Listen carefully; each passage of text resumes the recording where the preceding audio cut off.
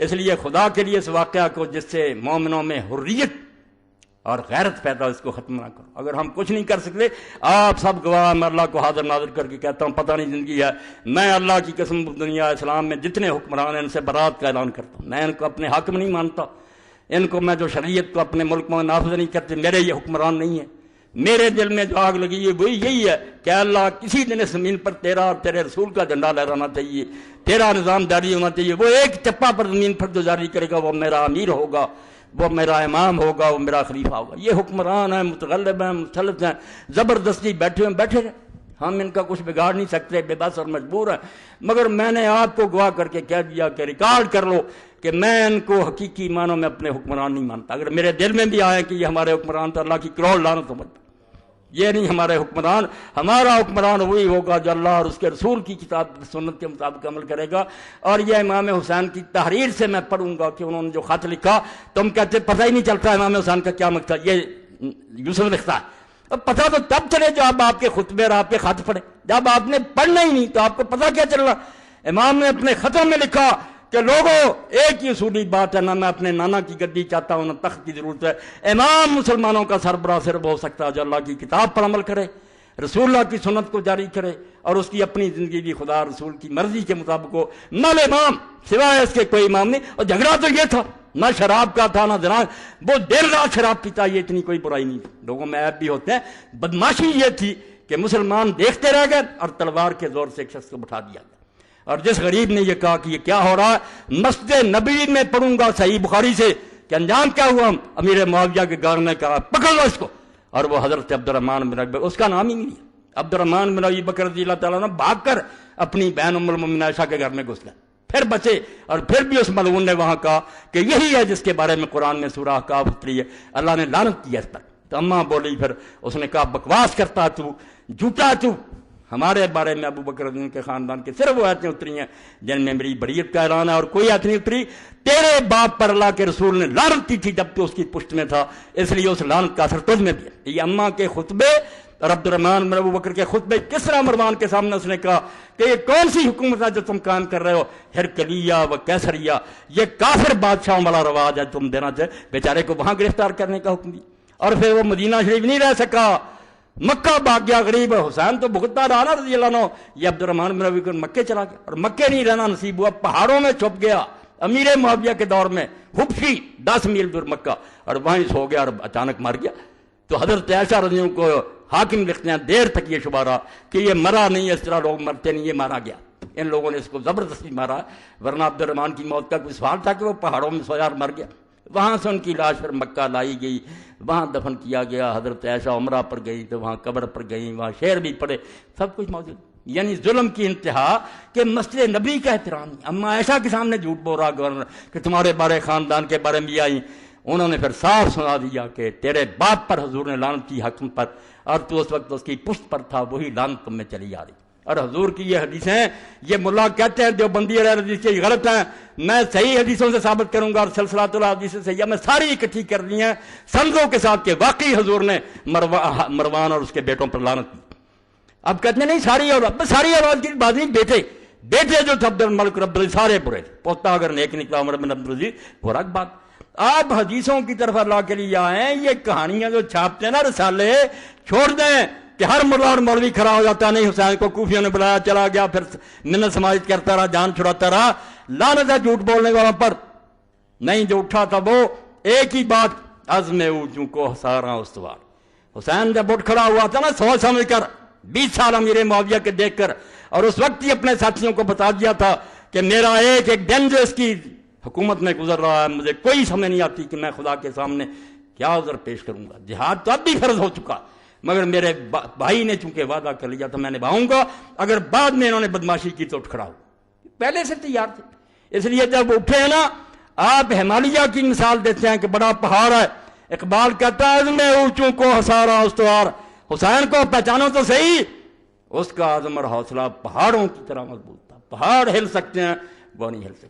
ہلنا ہوتا تو گھر سے کیوں چلتا؟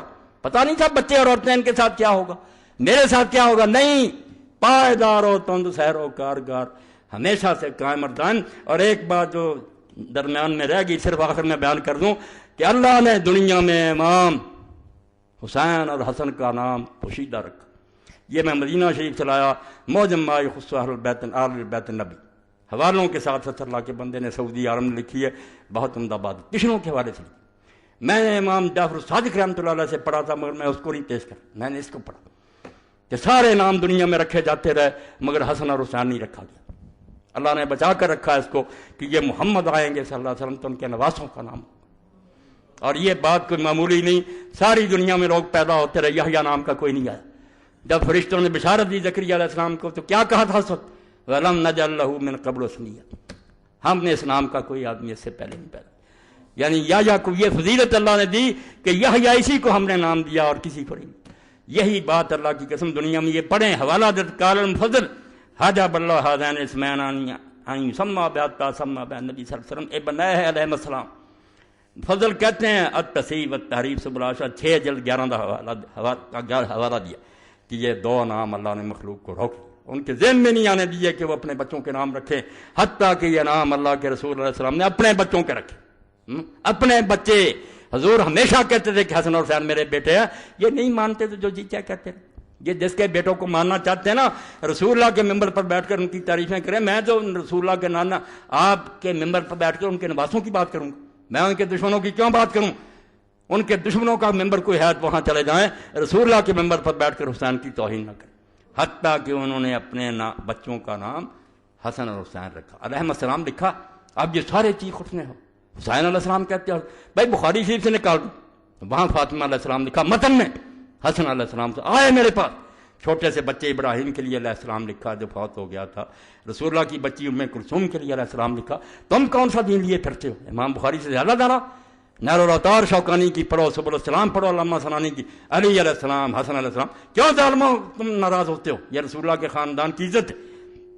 اما حسن و حسین الموجود فی انصاب الطے فالاول بسکون الثانی سین والثانی میں فتلاو کسر سین، وہ کہتے ہیں بنو طے جو حاتم طائی کا قبیلہ وہاں مل جاتے ہیں حسن حسین، حوالہ دیا لغت نویس نے کہ وہ حسن ہے، سین پر جزم ہے، حسن، یہ حسن ہے پر بھی زبر، سین پر، یہ حسن ہے رسول اللہ کا بچہ، وہ حسن، سین پر جزم۔